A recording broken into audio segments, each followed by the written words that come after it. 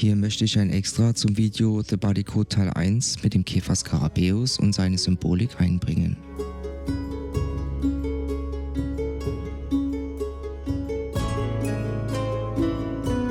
Es ist wie bei allen mehrfach interpretierbar und ich habe hier mögliche Hypothesen für dich zusammengestellt.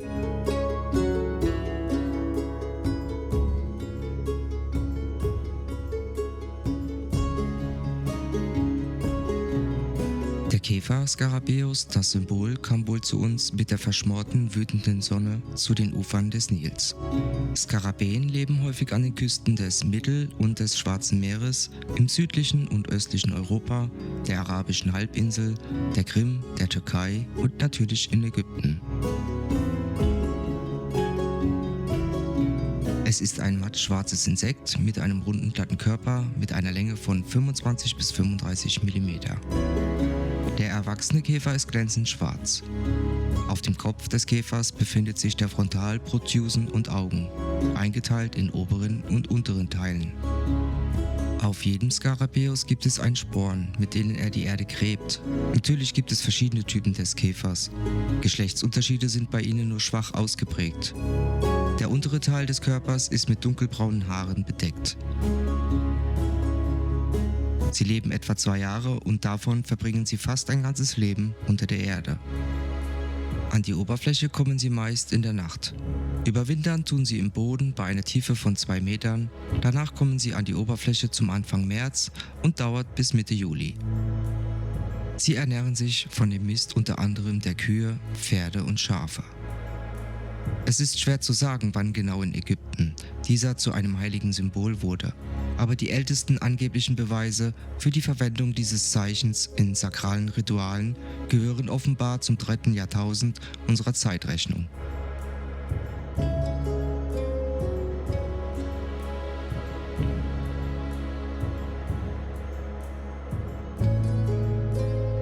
Dass es nur in Ägypten ein Symbol war, ist aber nicht ganz korrekt. Denn in der Antike, sagen wir mal, war er in vielen Kulturen wie Afrika oder Zentralasien allgegenwärtig und außerhalb der genannten Regionen eher wenig bis gar nicht offiziell.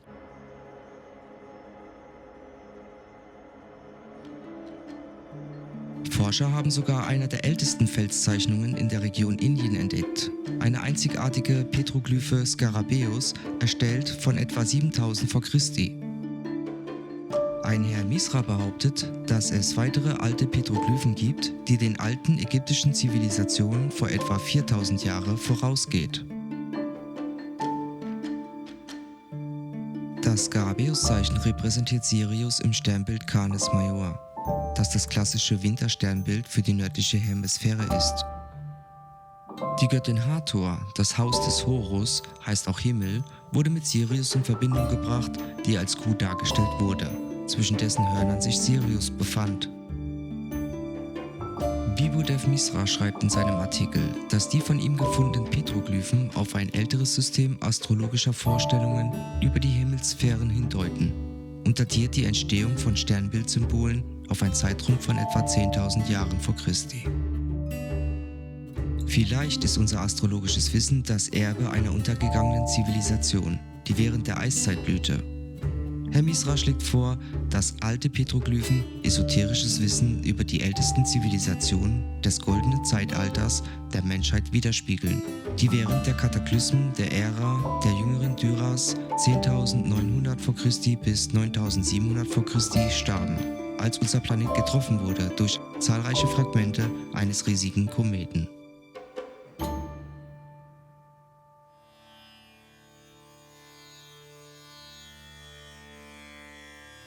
Antike Petroglyphen, die kürzlich in Maharaja entdeckt wurden, weisen wahrscheinlich auf die Existenz einer sehr alten, vergessenen Kultur hin, die Tausende von Jahren älter war als jede der Geschichte bekannte traditionellen Zivilisationen, deren Symbolik sich in den heiligen Mythen und Schriften späterer Kulturen und Zivilisationen auf der ganzen Welt widerspiegelt. Eine weitere Bedeutung des Symbols liegt an der Besonderheit des Verhaltens des Käfers. Die Tatsache, dass er zufällig aus verstreuten Stücken von Dung sammelt und es lange über den Boden rollt, verwandelt es sich in eine perfekte runde Kugel. Dies ist der erste Grund, warum der Skarabäus so beliebt ist, denn er macht aus Chaos eine ideale Sphäre, bedeutet aus formlosen Elementen. Was noch interessant ist, dass er die Kugel immer von Osten nach Westen dreht oder rollt, das heißt nach der Bewegung der Sonne. So wurde das Symbol des Skarabäus in Ägypten zu einem poetischen Bild. Der allegorische Skarabäus rollt die Leuchtkugel, die Krone des Gottes Ra, über das Firmament. Der dritte Punkt ermöglicht die Gleichsetzung des Skarabäus und des alten ägyptischen Symbols, was mit der Tatsache zusammenhängt, dass die Mistkugel schließlich vom Skarabäus im Boden vergraben wird. Den Schacht, den der Skarabäus gräbt, hat eine ähnliche Struktur wie die traditionellen ägyptischen Pyramiden. Ein absteigender Gang führt zu einer Kammer, in der der Mistkokon liegt. Dort werden die Eier abgelegt, aus denen später neue Skarabäen schlüpfen. Ein Skarabäus entsteigt also bildlich gesprochen aus dem Boden, um über ihn zu leben, und schließlich können diese Käfer auch gut fliegen. Nun wird die Frage klar, was das Skarabäus-Symbol bedeutet. Es ist ein Symbol für die Bewegung der Sonne, im weitesten Sinne ein Symbol für die Sonne selbst, die überweltliche, schöpferische Kraft.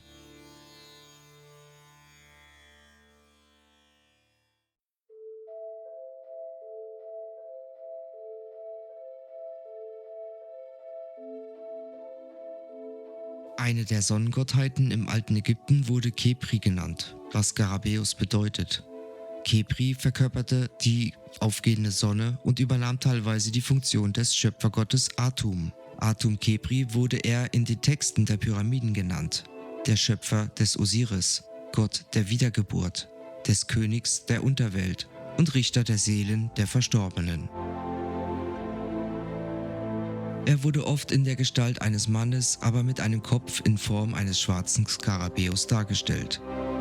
Die Bedeutung des Symbols hat sich im Laufe der Jahrtausende wahrscheinlich nicht verändert, denn Archäologen haben in verschiedenen Kulturschichten Anhänger, Ringe und Amulette mit Skarabäen gefunden. Sehr oft wurde der Skarabäus auch mit anderen heiligen Bildern kombiniert. Im Kairoer Museum zum Beispiel mehrere Ankhs zu sehen, die neben anderen Symbolen auch heilige Skarabäen zeigen. Zudem wurde auch der Skarabäus in Ägypten ein Symbol der Arbeiter, bedeutet vom Schüler auf seinem Weg zur Weisheit. Ähnlich wie der Skarab, hartnäckig und beharrlich, formloses Verwandeln. Viskose Masse von Mist in der Birne, umlag ihm die Saat des Lebens, des Schülers, der sich auf dem Weg der Weisheit diese formlose Masse verwandeln soll und ihre Mängel in perfekte, vollkommene Form der Kugel wird.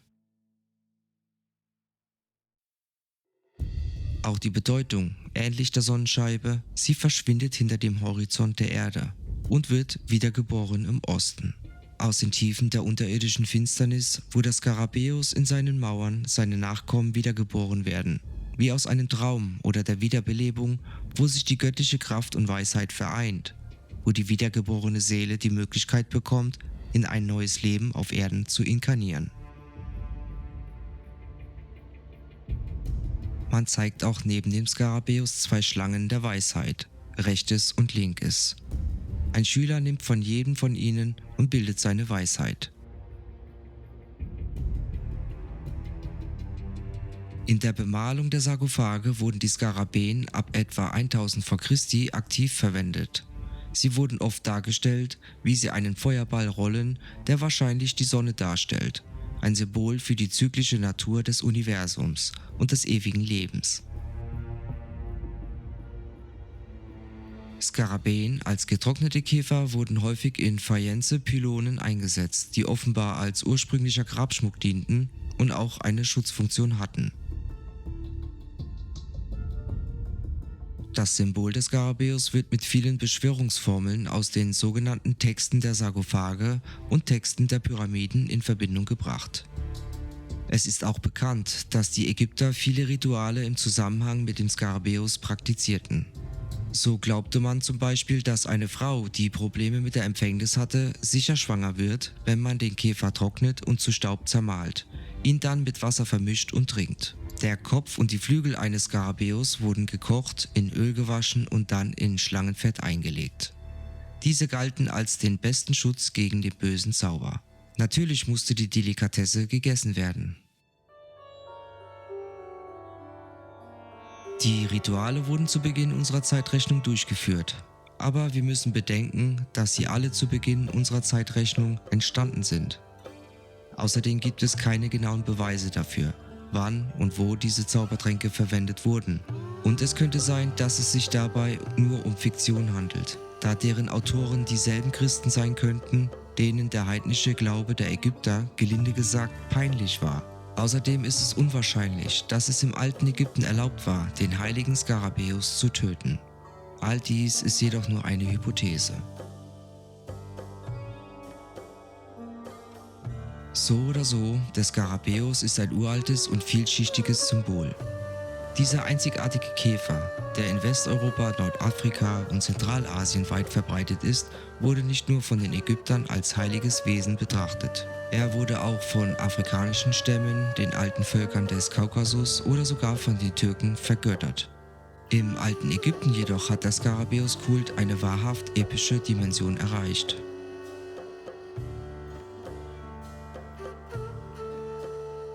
PS: Halten Sie nicht alle Fakten über das Symbol des Skarabäus, die man heute im Internet finden kann, für selbstverständlich. Zum Beispiel haben die ägyptischen Priester niemals Tätowierungen in Form von Skarabäen angefertigt. Sie legten niemals lebende Skarabäen in Sarkophage oder Mumifizierungsgefäße. Bevor du dich über solche Behauptungen wunderst, solltest du zunächst die archäologischen und dokumentarischen Quellen zu dem Thema, das dich interessiert, studieren. Dann wird das Erstaunen auf deinem Gesicht wahrscheinlich durch ein herablassendes Lächeln ersetzt werden. Die Rolle des Skarabäus im Leben des alten Ägypten. Bei den Ägyptern gab es poetisch-religiöse Texte, die ein Skarabäus als Gott ansahen, denn er lebt im Herzen und schützt das innere Licht des Menschen. Sakrales Symbol des Skarabäus wurde allmählich zum Bindeglied zwischen dem göttlichen und der menschlichen Seele. Symbol des heiligen Skarabäus war auch Begleitung im ganzen Leben eines Ägypters, bis er auch mit ihm in die Unterwelt ging. Bedeutet, wenn der Körper nach dem Tod mumifiziert wurde, wurde der Skarabäus anstelle von dem Herz gelegt, denn ohne ihn gäbe es keine Auferstehung der Seele im Jenseits. Die alten Ägypter verstanden die Bedeutung des Herzens im menschlichen Körper und so glaubten sie, dass es sich um ein primäres Impuls zur Wiederbelebung der Seele ist. Etwas später ersetzten sie den Skarabäus mit einem fertigen Herz aus Keramik, fügten die Namen der Götter zusammen neben dem Symbol des heiligen Käfers.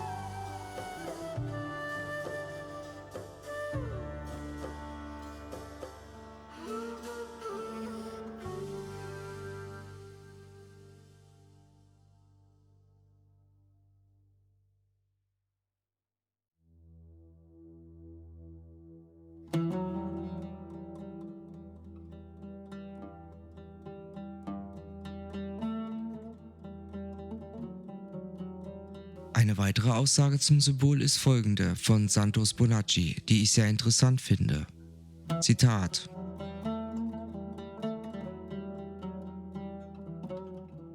Kannst du dir vorstellen, das ist Jesus Christus. Woher habe ich diese Information? Von diesem Autor. Und dieser Typ hat es von Cyril von Alexandria, Saint Ambrose von Mailand. Sehe dir diese alten Namen an, die alt sind, tausende von Jahren alt. St. Epiphanius, Apollo, St. Augustin auf Hippo, das ist der Kirchenvater Nummer 1. Was hat er über Jesus Christus, aka Skarabäus, gut gesagt? Seien wir gesegnet, der Retter, der ein schwarzer Käfer oder Hahnenkaper oder ein Maikäfer oder Skarabäus war. Skarab. Als Atheist höflich ausgedrückt war er vor 500 Jahren ein Jesuit, aber mit einem sehr, sehr hellen und scharfen Verstand, und er sagte: Er versichert uns, dass mit dem Maikäfer der eingeborene Sohn Gottes bezeichnet wurde, weil Ra sanftmütig erinnert Weiter sagt Augustus, er war mein guter Skarabäus. Dieses Buch, die Smaragdtafeln von Thoth, von Hermes, Henoch, ist das kürzeste alchemistische Werk mit der größten Wahrheit darin, und das bedeutet es. Es ist kurz und es steht geschrieben. Das, woran es keinen Zweifel gibt, ist das, was oben ist von dem, was ist unten. Und das, was unten ist von dem, was oben ist.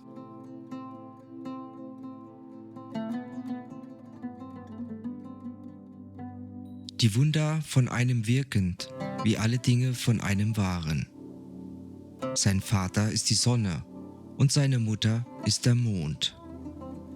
Cerebum, Zera, Abram, Ra, Ra. Die Sonne erhebt in Widder, der Mond erschöpfend im Stier. Gold, Silber, König, Königin. Der Vater ist die Sonne und seine Mutter der Mond. Was bedeutet das?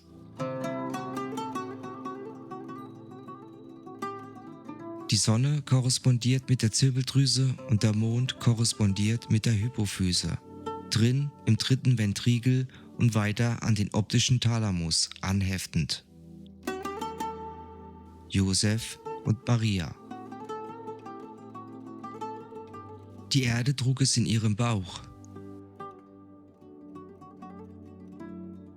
Veranschaulicht hier in der Jungfrau im Bauch ist der Solarplexus. Das ist der Ort, an dem der Samen des Christus, der jeden Monat geboren wird, wenn der Mond das Sohnzeichen durchquert. Und das ist wie ein physischer Keim. Wenn er gerettet wird, steigt das Öl in der Wirbelsäule. Dieses Öl wird von der Zirbeldrüse in der Hypophyse produziert. Die Sonne und der Mond. Die Erde trug es in ihrem Bauch und der Wind nährte es in ihrem Bauch.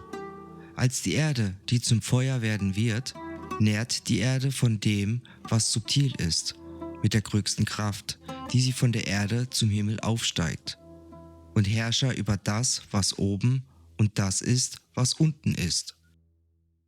Und ich habe die Bedeutung des Ganzen bereits in 2 dieser Bücher von mir erklärt, nämlich, dass es dich das alchemistische Geheimnis lehrt. Wie man das Öl aufsteigen lässt, steht auch im Gebet des Herrn. Also worum geht es beim Vaterunser? Schauen wir uns das an.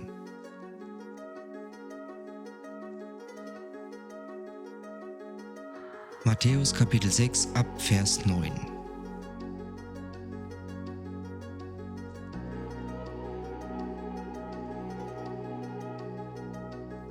Vater unser im Himmel, dein Name werde geheiligt. Dein Reich komme, dein Reich geschehe, wie im Himmel, so auf Erden. Heißt, wie oben, so unten, das sind die Lehren von den Smaragdtafeln von Thoth, das alles aus Ägypten abgeleitet wurde. Ein ägyptisches Buch.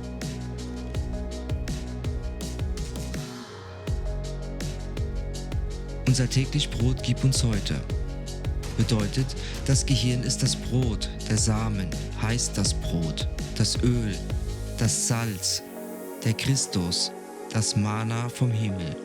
Und vergib uns unsere Schuld, wie auch wir unseren Schuldnern vergeben haben. Und führe uns nicht in Versuchung, sondern befreie uns von dem Bösen. Bedeutet, eine Versuchung besteht darin, ein Vielfraß oder ein Alkoholiker oder eine übersexuelle Person oder irgendetwas zu sein, das diese Saturnsäure in ihrem Körper bringt, das Öl zerstört. Noch ein Tipp, immer daran denken, die Zunge am Gaumen zu halten. Ob beim Meditieren, ob du Kampfsport betreibst, ob du trainierst, ob du spazieren gehst, lege die Zunge immer in den Gaumen. Warum? Psalm 137, Vers 6.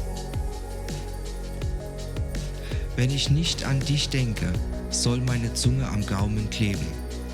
wenn ich Jerusalem nicht über meine Hauptfreude stelle. Unter Klagelieder 4.4: Die Zunge des Säuglings klebt am Gaumen, weil er zuerst geistig ist. Im Video Das Geheimnis (Christusöl) habe ich ausführlich schon darüber berichtet und verlinke es dir gerne noch einmal im Anschluss.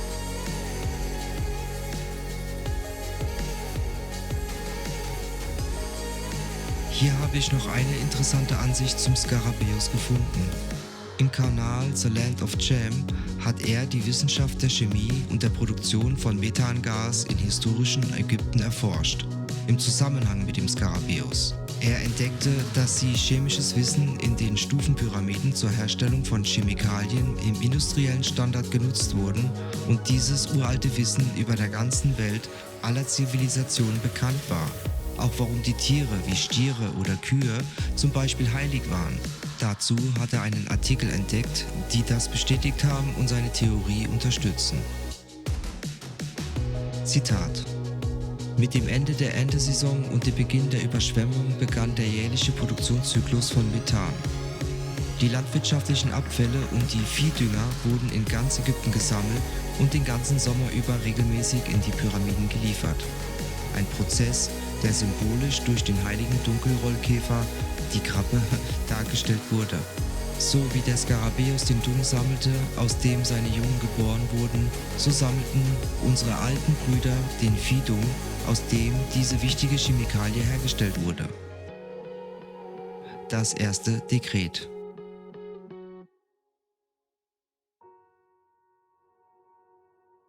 Der Skarabäus oder andere Symboliken sind immer bedeutsam gewesen und heute noch im Gebrauch.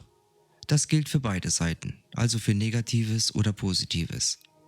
Wichtig ist es immer, zu hinterfragen. Das war der Zusatz zum Video Bodycode Teil 1, was ich gerne im Anschluss nochmal verlinken werde. Danke für dein Sein und bis zum nächsten Mal. Dein Keksbuddy Steven.